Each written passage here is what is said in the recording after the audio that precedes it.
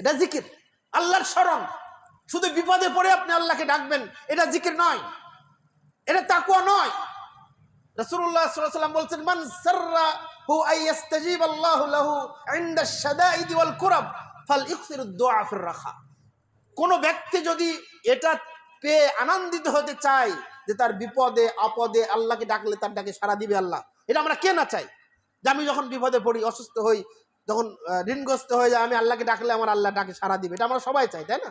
আমার সন্তান অসুস্থ, সুস্থতার জন্য আমি যখন আল্লাহকে ডাকবো, ডাকার সাথে সাথে আল্লাহ সন্তানকে সুস্থ করে দিলেন, এটা আমরা সকলেই চাওয়া।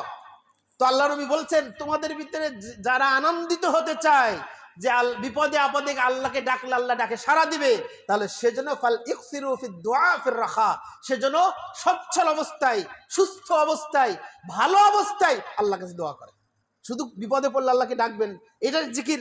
আর ভালো থাকলে আল্লাহকে ভুলে যাবেন, এটা জিকির নয়। শয়নে স্বপনে, অন্ধকারে আলোতে, লুকালয়ে, মানুষের সামনে মানুষের অগোচরে সব সময় আল্লাহর জিকিরটাকে, আমাকে আল্লাহকে দেখছেন, আল্লাহ শুনছেন, এই অনুভব আমাকে রাখতে হবে। এটা হলো তাকওয়া।